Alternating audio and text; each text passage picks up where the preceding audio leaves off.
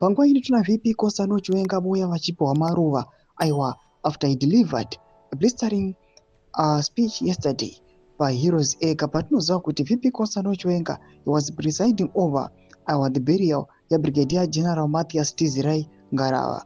Ndisana pena mashoko kubuda panguva ino vanhu vachipraiza VP Constantino Chiwenga vachiti VP Constantino Chiwenga panguva ine vakunyatsokuonekwa kunzi when it comes to liberating the nation, VP Constantino Chiwenga aiwa kana chachiri chikuru vangadai vane madistinctions ndokuti subscribe like on the bell icon. Timida paendo Isaac Makomichi amudanyira chiti VP Chiwenga and Lieutenant General Rugeje, Zimbabwe see unsung heroes. If leadership and integrity were university courses, Vice President Constantino Chiwenga and Lieutenant General Njobe Rugeje would graduate with the distinctions. They are not the only ones. There are other comrades who fought alongside these fine comrades during the struggles.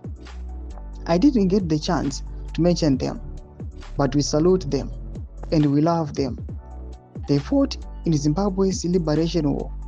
They helped remove Mugabe in the 2017 Operation Restore Legacy and now lead the fight against corruption.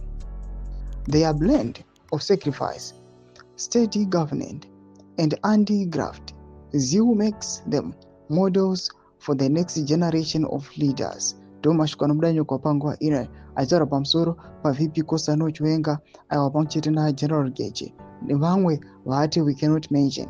Panguva ino achiti these guys, when it comes to liberating the country nekumeka sure kuti it's not that just a few varifana kubenefita from the ideals of liberation, but everyone panguva ino he must benefit. Akufana kungoonekwa kungonzi vashoma chete ndio vanokwanisa kungoita mamillionaires, ndio vanokwanisa kungofamba nemota aiwa dzinatsokuonekwa kunzi luxurious vehicles, but vamwe vese vachioneswa ndondo panguva ino vachitadza ku make the ends meet. Pina comment section medu dzafunguro enyu muri kudii pamusoro pechitiko ichi.